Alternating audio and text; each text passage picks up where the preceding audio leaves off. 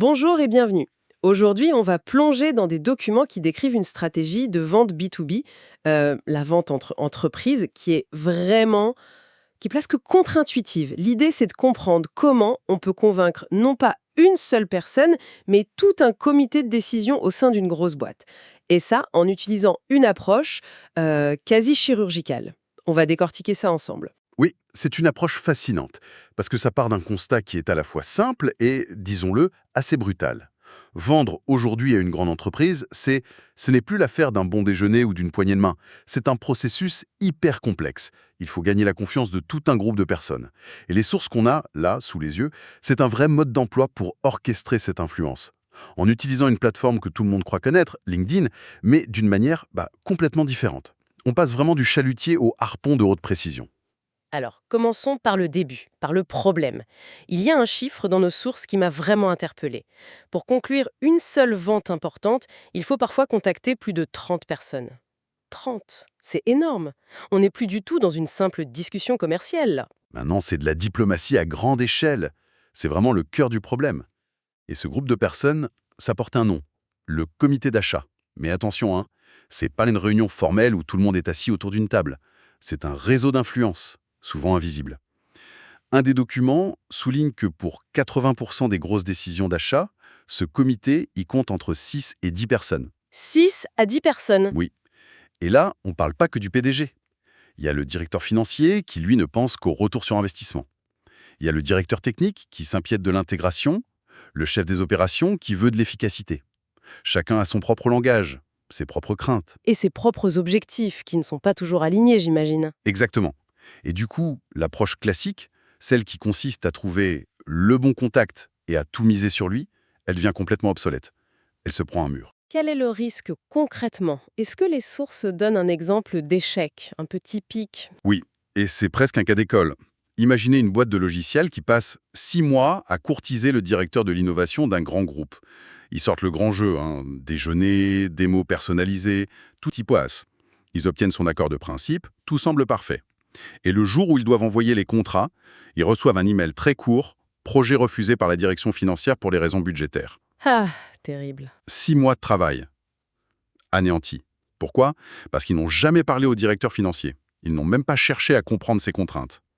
Ils ont joué sur un seul échiquier, alors que la partie, en fait, elle se jouait sur 10 échiquiers en même temps. C'est une image très parlante, donc l'échec ne vient pas forcément d'un mauvais produit, mais d'une mauvaise lecture du terrain de jeu. C'est ça. Penser qu'une seule personne a les clés, c'est une illusion qui coûte très cher. La décision, elle est collective, elle est fragmentée. Donc l'approche de vente doit être collective elle aussi. Un vendeur seul face à un comité qu'il ne connaît même pas, honnêtement, ses chances sont quasi nulles. D'accord, alors face à ce fameux comité d'achat, ce labyrinthe, par où on commence On est condamné à jouer aux devinettes? Eh bien non, et c'est là que la stratégie décrite dans les documents, qu'on appelle souvent l'ABM, le Count-Based Marketing, devient passionnante. L'idée centrale, c'est d'arrêter de penser en termes de génération de prospects Mhm. et de commencer à penser en termes de conquête de comptes cibles. Et pour ça, l'arme principale, c'est LinkedIn. Alors, pourquoi LinkedIn spécifiquement? Pour beaucoup de gens, c'est encore juste une sorte de CV Tech en ligne. C'est vrai, mais ce n'est plus ça du tout. C'est devenu une cartographie vivante et ultra détaillée du monde de l'entreprise. C'est l'endroit où on peut identifier avec une précision redoutable quasiment tous les membres de ce fameux comité d'achat. Et les outils plus avancés, comme Sales Navigator, qui est mentionné en filigrane, Oui.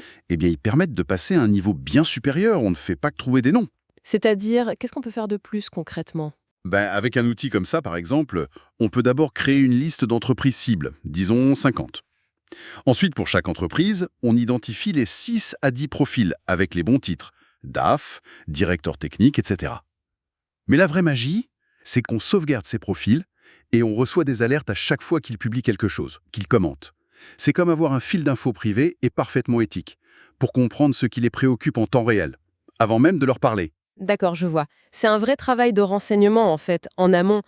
Et en pratique, ça se déroule comment? Les sources donnent une sorte de plan d'action, une recette? Absolument. C'est très méthodique. Il y a 3 grandes étapes. La première, c'est l'identification. On ne vise pas 1000 entreprises, mais peut-être 50 ou 100, qui correspondent parfaitement au client idéal. La qualité avant la quantité. C'est 6 à 10 personnes. Et la troisième étape, c'est là que tout bascule. On oublie l'appel à froid, l'email de masse. La stratégie, c'est de les entourer de contenus à forte valeur ajoutée. Alors, entouré de contenu, ça sonne un peu abstrait. Si je veux parler au directeur financier tout à l'heure, qu'est-ce que je fais? Je lui envoie des pubs pour mon produit? Surtout pas. C'est tout le contraire. Il ne s'agit pas du tout de messages promotionnels. L'idée, c'est de créer ou de partager du contenu qui l'aide, lui, à faire son travail, qui répond à ses questions. Pour un DAF, ce serait par exemple une analyse sur comment optimiser les coûts de production dans votre secteur en 2025, ou un cas d'étude anonymisé sur une boîte qui a amélioré sa marge de 15%. Ah oui, d'accord. L'objectif est de se positionner comme une experte, comme une conseillère. C'est ça, un conseiller de confiance bien avant de parler de vente. L'idée, c'est qu'ils se disent « Tiens, cette personne comprend mes problèmes », avant même de savoir ce que vous vendez. Je vois, la vente, ça devient la conséquence logique de la confiance qu'on a réussi à bâtir. Les sources parlent d'un indicateur de succès assez étonnant. Il faut que 80% des membres du comité interagissent avec ce contenu. C'est énorme, hein, 80%. Qu'est-ce qu'ils appellent interagir? Un simple like, ça compte? C'est plus profond qu'un like. L'interaction de valeur, c'est un commentaire pertinent, un partage, ou encore mieux, un message privé qui demande une précision sur votre analyse. Quand 8 personnes sur 10 dans le comité ont non seulement vu votre contenu, mais l'ont trouvé assez intéressant pour réagir, la dynamique est complètement inversée. Le jour où vous obtenez un rendez-vous, c'est plus un premier contact froid. C'est déjà une discussion stratégique. Et en termes de résultats, ça donne quoi? Parce que ça a l'air d'être une approche qui demande énormément de travail. Oui, mais les chiffres sont là. Un des documents cite une campagne qui a généré plus de 133 rendez-vous qualifiés en 10 mois. 133? Oui. Et un autre objectif mentionné, c'est de viser 20 nouveaux rendez-vous par mois, de façon récurrente. Mais, et c'est un point crucial, il est bien précisé que les premiers résultats significatifs, ils n'apparaissent qu'après 60 à 90 jours. 2 à 3 mois. C'est intéressant, ce délai. Ça veut dire que ce n'est pas une solution miracle, c'est un marathon. C'est exactement ça. Et c'est ce qui différencie cette méthode de la prospection de masse qui cherche des résultats immédiats, souvent de faible qualité. Ces 60 à 90 jours, c'est le temps qu'il faut pour que le contenu infuse, pour que votre nom et votre expertise soient reconnus. C'est le temps de construire la confiance, quoi. On plante des graines qui mettent un peu de temps à germer, mais les fruits sont bien meilleurs. Toute cette stratégie de ciblage, d'analyse, de diffusion, il n'y a pas un risque que ça devienne un peu froid, un peu robotique? On pourrait imaginer des systèmes automatiques qui font tout ça et... C'est une excellente remarque. Et c'est un point fondamental que les documents soulignent. Ils opposent très clairement cette approche personnalisée à ce qu'ils appellent les campagnes impersonnelles qui ressemblent à du spam. Le succès repose entièrement sur la perception d'authenticité. Quand plusieurs personnes influentes dans la même boîte commencent à voir des infos utiles qui viennent de la même source, une conversation interne peut démarrer. Le vendeur n'est plus un intrus, il devient une ressource qu'on se recommande en interne. Ce qui soulève une question importante. Où est la frontière entre une personnalisation efficace et une approche qui pourrait être perçue comme intrusive, voire un peu flippante? Vous mettez le doigt sur l'équilibre le plus délicat de toute la stratégie. Si la recherche est trop poussée, si le contenu est si spécifique qu'il en devient inquiétant, on brise la confiance. On passe de « cette personne me comprend » à « cette personne m'espionne ». Exactement. On peut vite passer pour un stalker. Est-ce que les sources donnent des garde-fous, des exemples de ce qu'il ne faut surtout pas faire? Oui, bien sûr. La règle d'or, c'est de toujours rester au niveau professionnel et de se baser sur des infos publiques. Par exemple, ne jamais dire dans un message « J'ai vu que vous aviez commenté la photo de vacances de votre collègue ». C'est une ligne rouge absolue. D'accord, c'est très clair. Par contre, il est tout à fait acceptable de dire « J'ai remarqué via vos publications que les enjeux de la supply chain durable étaient une de vos priorités. Notre dernière étude pourrait vous intéresser. » Le premier exemple est personnel et intrusif. Le second est professionnel et pertinent. Il faut montrer qu'on a fait ses devoirs, pas qu'on a regardé par le trou de la serrure. D'accord. Alors si on prend un peu de recul sur tout ça, quel est le changement de fond que cette méthode impose à la vente? Le principal enseignement, c'est un changement radical de perspective. On passe de la vente à des individus à la vente à des organisations dans leur ensemble.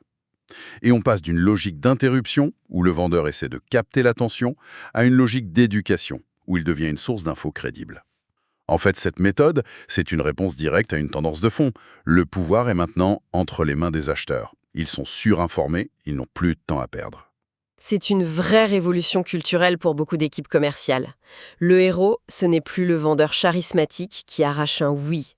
Le héros, c'est celui qui comprend l'écosystème de l'acheteur, qui fournit de la valeur constamment et qui finalement est invité à la table. Exactement.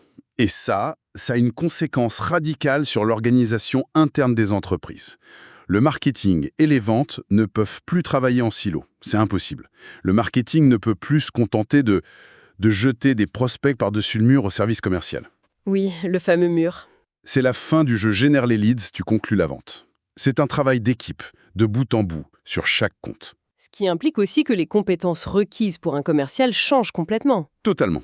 Le vendeur moderne, selon ce modèle, il doit être aussi un bon analyste pour décrypter l'organisation, un stratège de contenu pour savoir quoi partager et un bon animateur de communauté digitale. Il s'agit plus seulement de bien parler, mais de bien écouter, de bien chercher et de bien écrire. La qualité de la préparation devient plus importante que la force de persuasion brute. En résumé, on est donc parti du problème d'un commercial perdu dans le labyrinthe du comité d'achat pour arriver à un plan d'action très concret, mesurable, qui utilise LinkedIn non pas pour trouver un contact, mais pour influencer tout un écosystème de décision. C'est ça. Et pour finir, peut-être une pensée pour aller plus loin. Ces documents se concentrent sur LinkedIn dans un contexte B2B, mais ce principe d'influence d'un comité, est-ce qu'il ne pourrait pas s'appliquer bien au-delà ? Pensez à un projet politique local par exemple. Pour le faire accepter, ça suffit pas de convaincre le maire. Il faut l'adhésion du conseil municipal, des associations de commerçants, des comités de quartier. C'est aussi un comité d'achat d'idées. C'est une excellente analogie. Et la réflexion finale, c'est peut-être la suivante. Pour convaincre, quel que soit le domaine, il ne faut pas seulement chercher la personne qui signe le chèque ou qui prend la décision finale. Il faut identifier l'écosystème complet d'influence qui entoure cette décision et travailler à en devenir la voie la plus pertinente et la plus fiable.